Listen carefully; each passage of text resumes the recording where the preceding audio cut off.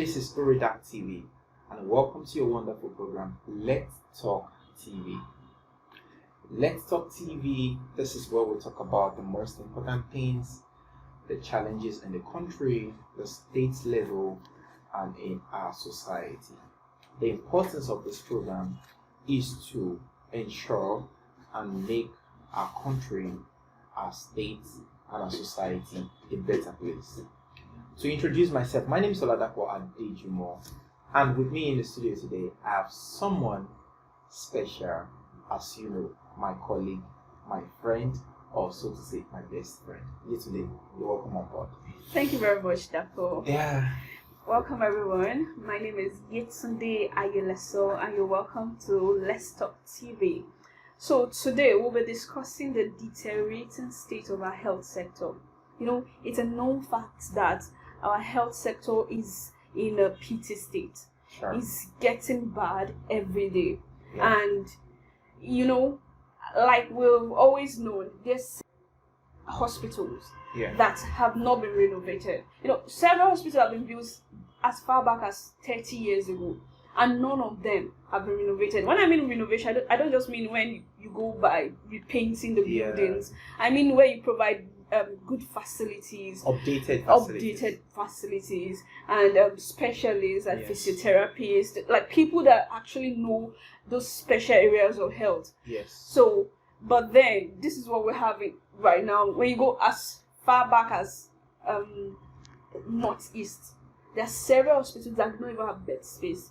Yeah. Even not for COVID, whereby they started transferring bed and some actually health facilities there, and even still, yes, it's still not in that state that it's. And it's still not at a state where it's good enough for the people to be served. Honestly, that's so bad. And one most important thing I always consider, or I always see, is that in our Nigerian hospitals, I always expect a very good environment. I always expect a very healthy environment. But I always come to realize that even the environment is not healthy. Honestly. How can you be in an hospital, or in a hospital rather, sorry, how can you be in a hospital and you still need to be very watchful of what you inhale? Honestly. The environment is not well taken care of. The people who work there are not looking healthy enough.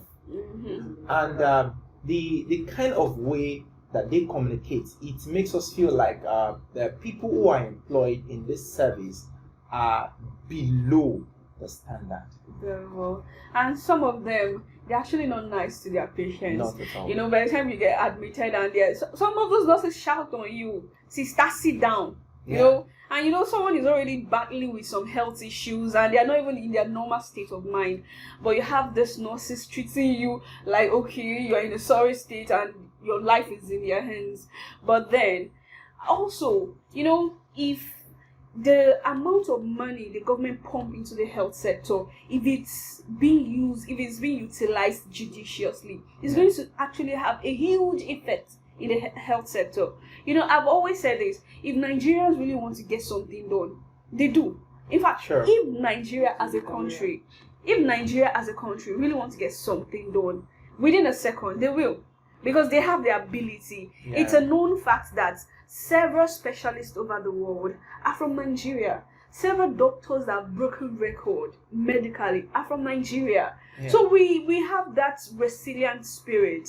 And some of these doctors, they run out because they are not being treated like they want to. They're not being given fair treatment. And some of them are even being on salaries. So they have to run out to a better economy that actually supports their dream. Actually, when they get there, they realize that they are being given fair treatment. They are being well paid for their services. But back here at home, it's something else. And sincerely, today, everything that we've been saying still draws back to, everything still rolls down to the fact that we are being controlled by a bad, corrupt system. Very well. And you know, this corrupt system we're saying, it doesn't just stay with the government. It's more like a chain. It's a flow, whereby from the government officials to those that actually work in the health sectors. Because you have the government, by the time you check the budgets allocated to the health system, it may not be sufficient, but to some extent, if it's judiciously used, to a large extent, it will make a difference. You find out that from the government officials to the CMDs, to those that are meant to go and get medicine, to those that are meant to get equipment. There are corrupt activities going on in these places. And by the time everybody have signed funds, some money, some fund, definitely they'll deliver substandard services, substandard instruments. And that's why you find them owing medical practitioners. How can you be owing medical practitioners? Like, it's terrible. Like, it's terrible. And in addition to what you said, one other thing that keeps coming to my mind is that, okay, fine, let's even say the budget is not enough. I understand, like you said, it can be used judiciously. The fact stands that if you want to have a building constructed, I'm taking it outside the box now. If you want to have a building constructed and you are being told that 500 cement is all you need to have that building structured or to achieve that, and at a particular time all you could afford at first is 100 units. So you ensure that 100 units were used appropriately. You understand what I'm trying to say? It's not like when you gave them the 100 units to be used, it's not like they decided to take 50 units out of it, sort them out, and use 50 units. You know, that on those 100 units were used, and it gives a structure, it gives a foundation very well for the building even though that is more like a sad reality that so many builders face. You understand, so many investors, by the time they've given certain amounts of money for cement and other building instruments, you find out that some of those engineers sign funds, some of those things, and they'll deliver substandard building. So it flows down back to the health system. It still relates to that, because if you have 100 million as provided as a first initial fund, and you use the 100 million to get what you need to get, the right things, no fake things, adequate proper things that they would be in use. And it will be very easy to move away from that level and get to the next level. Very well, because you have to repeat the same level. Because the things that you got at the first level, they are not the things that are needed. They are not the good things. They are not the appropriate things. A lot of lies around that. And you need to wanting to fix that part before you can move to the next one. So it's a roll over again, and that's why the system has not moved to the next level. Yes, you see, if those funds are used judiciously, you see, I keep saying the highest it will be, the highest it could go is the fact that they didn't get enough. They not like they went for the substandard in order to get plenty. When you go for substandard and you get plenty, eventually everything will ruin. But if you didn't get enough, probably what you're meant to get 50 and you get 20. The fact is that 20 would be there for you. So by next time you're making budget, you know that you need to get more. Not like you bought 50 substandard. Let me really be sincere. I want to take it to this part. If the government has claimed that they are doing their best to ensure or to make sure that the health sector is up to the level of expectations of the citizens, why do they go for foreign healthcare? Very well. That's my confusion. Honestly, you see, the day that politicians have in mind that they want to get treated in this country, they will project more energy into this health sector. My major challenge is, this has been happening for a long time.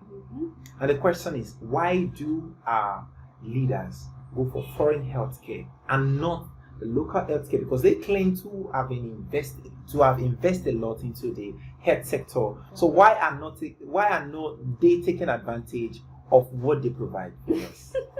That's actually a funny question. But you see, I keep saying this. The day that our leaders actually have in mind that they want to get treated in this country, that day they'll start projecting the right energy into the health. But do you think it can happen? It can happen. Yes, it can happen. The money that we pump out to get treated, not just the leaders, because it's not just them that are sick. The money so many people take out to Indians to get kidney transplants, to sell. In fact, there's countries that do health trade fair. Yeah. Like South Korea, and I've seen the adverts. Like they have so much equipment that they are actually running a trade fair whereby they will give you health care at subsidized price. That's so good. So the day that our leaders will actually have in mind that they want to get treated, they want to get the same treatments they get in other countries. In this country, they will project the right energy into the health sector. Funny enough, most of these leaders get treated by Nigerians there. Sure. Because you're so right. Yeah, the Nigerians that were not treated right here find their way outside the country, and one way or the other, they still get treated under those Nigerians. So why not invest in the health sector? Why? So that we can have specialists, because we are good. If you check, like I said earlier, if you check a list of record breakers in the medical sectors, Nigerians are topping. Yeah, sure. Honestly, Nigeria, you will always find Nigerians there. So if we provide them the appropriate atmosphere, appropriate facilities, you bring out the best in Nigerians. Like you always bring out the best in our doctors. Or what do you think? Of course, you're so right about that, and I accept with everything that you've said. And most importantly, today, it goes a long way. You know, you can have a professional, and as a professional, you always want to make sure that you do your best to make, something better. Mm-hmm. So it still stands on the fact that facilities needs to be considered. Very important. No professional doctor will want to stay under a hospital that is not well facilitated at all, because they know the casualty that comes with it. Yes, exactly. And as a doctor, of course, even if you're a doctor, you always consider that. Yes. Because you want a good record and not a bad record. Definitely. And there is no way a bad record will not be traced to you if you are under that hospital. Very well. So you must have seen cases where people are treated on people run to the hospital for emergency, but there is no first aid facilities. It's funny, but it's true. Our leaders don't want to die at all.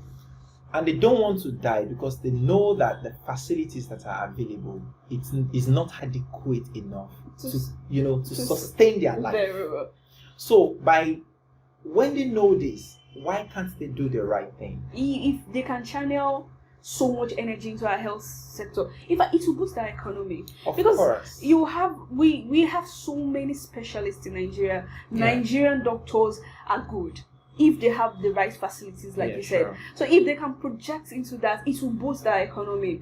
And so many foreigners know this. That is why they actually, in fact, lately I learned that Indian hospitals came to Nigeria to recruit medical doctors. Currently, so we are that so good. Currently, USA is recruiting Nigerian doctors. Yes, in fact, they give prominence, they give opportunities to Nigerian doctors. Yes. Wow. Correct. So meaning, if we are that so, why not provide the facilities and let's generate wealth for the country?